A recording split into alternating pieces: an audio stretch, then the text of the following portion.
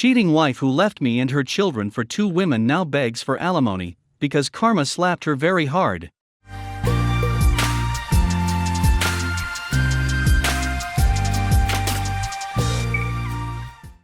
Hey all. I am writing this to vent and get advice on how to move forward and cope with my divorce after 9 years together, 5 years marriage. I have a 2-year-old son who I will be raising on top of my part-time job. I am okay financially living based on my means, however it is very hard to concentrate on my job during these turbulent weeks. I have a great family on my side who are very involved with my son and happy to keep him during my work.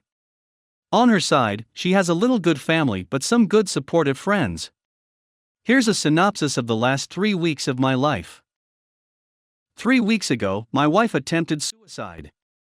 I had no idea she was feeling so depressed about being a mother until this happened. She had never attempted suicide before, but she was diagnosed with depression 2 years ago. This was an absolute shock for me. I was emotionally destroyed for the week she was in the psych ward waiting to be released.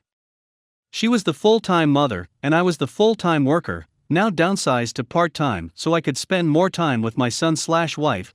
Downsizing to part-time was planned before the attempt. After she was released from the psych ward, we had some deep talks about what happened and why. She was feeling like she had no help from me, and was resentful towards our child and me as a result, feeling like she has no life, and is constrained by the baby.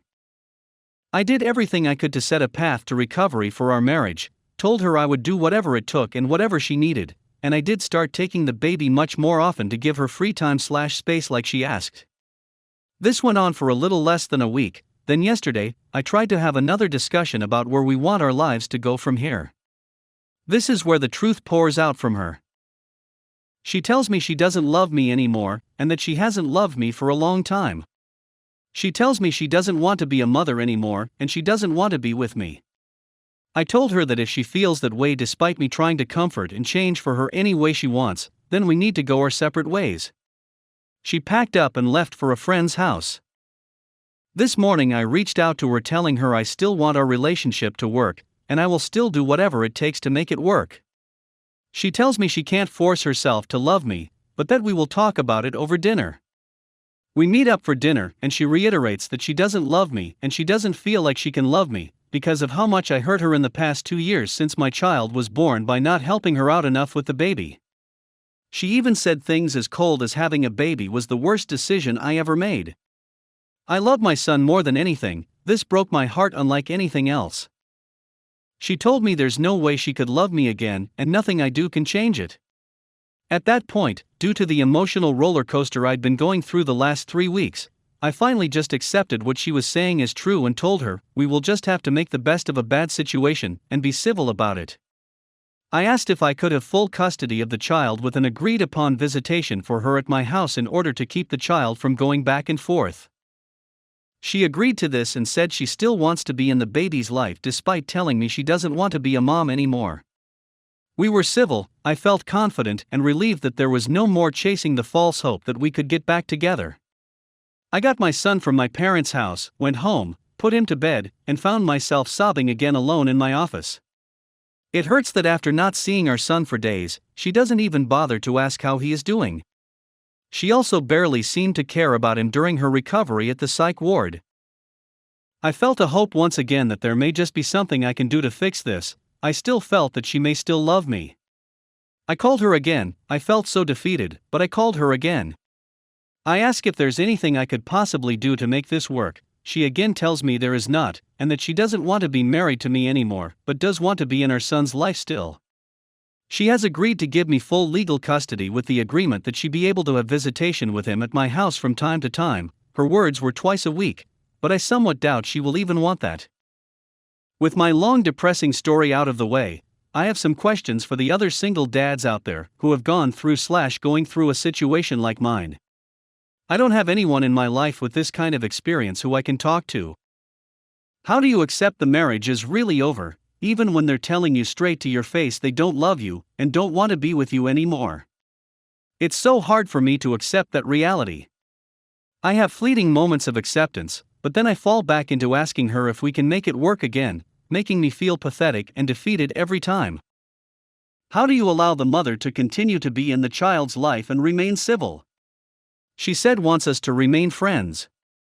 She wants us to spend time together with our son and go out and do things, but the thought of it is gut-wrenching to me because it feels like we are just pretending for a short time to have the relationship she decided to end.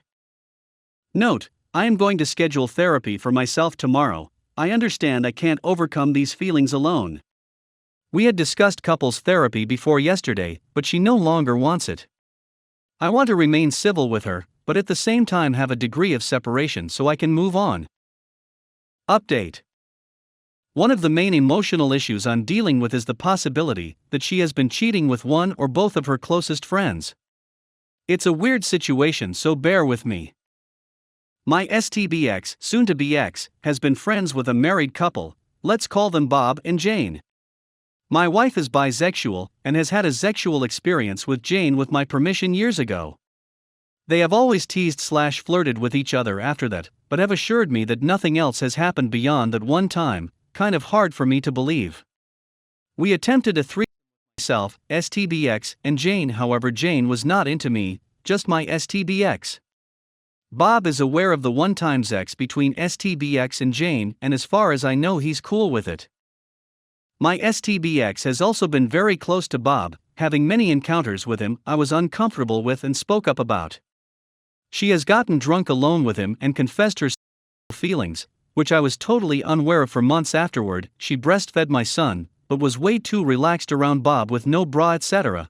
She told me they used to wrestle to teach her self-defense techniques. When we would go to the beach they were very hands-on, throwing each other around in the water etc. He rubbed her shoulders in front of me once when she was crying. She spent as many nights up there as possible, with it becoming a weekly occurrence, and now that we are separated she has moved in with Bob and Jane and she seems happier than ever. Bob and Jane are basically pampering her and doing everything for her during the divorce process. STBX always assured me she had no feelings toward Bob, and he was like a brother to her. Bob has always been a good person to me, and has made several attempts to hang out with me/be my friend, though I've rejected him because I'm an introvert, and we just don't have much in common. He's even cordial to me during the separation. He takes her side though, of course.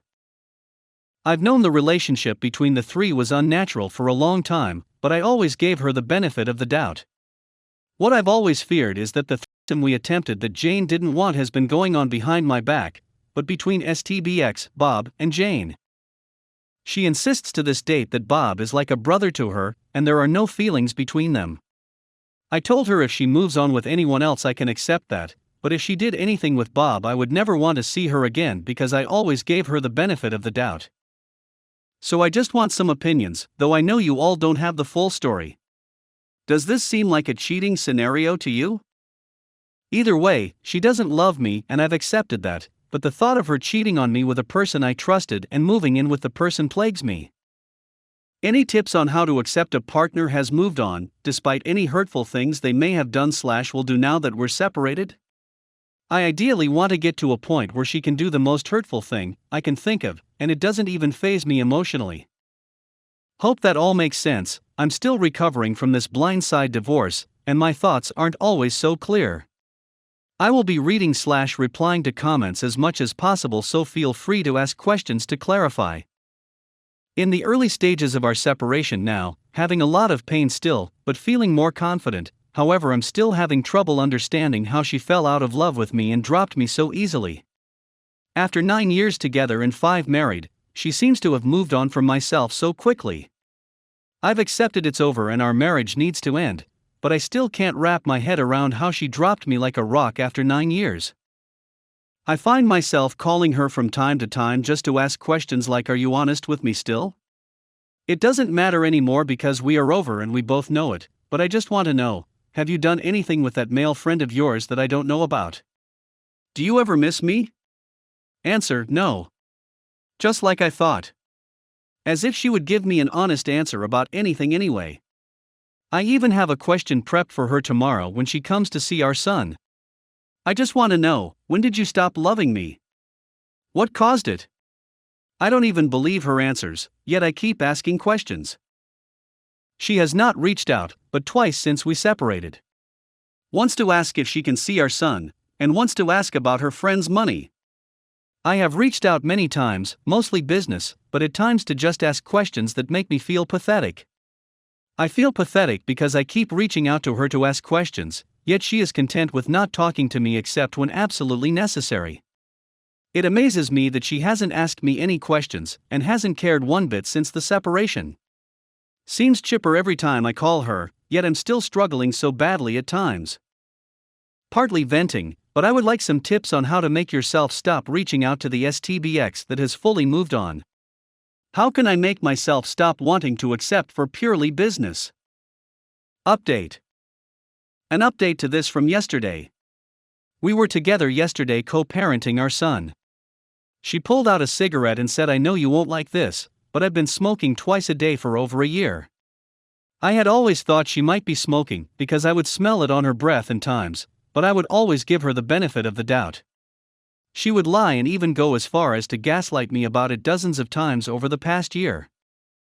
I was very angry as I have major trust issues which she is and was aware of. I've cried on her shoulder a few months ago about the stress of being lied to by my compulsive liar father, but little did I know she was lying just the same and even going as far to gaslight me about it. "It must be the neighbor's fireplace you're smelling. No, those are your mom's cigarettes. She just left them, and I'm taking them back to her. They prescribe nicotine gum to everyone. I just canceled it because I don't need it." Love is blind, guys. Just goes to show how good she really is at lying, and if she is capable of lying about something that's small but right under my nose for over a year, I can only imagine what else she is lying about. She has shown herself to be a slick liar, so I am now going with my gut feeling on pretty much everything about her. I'm just now realizing it, and I feel like an idiot, but at least now I know how good she is at lying. I feel awakened but also defeated and made a fool. The silver lining is, it makes it a lot easier for me to distance myself from her.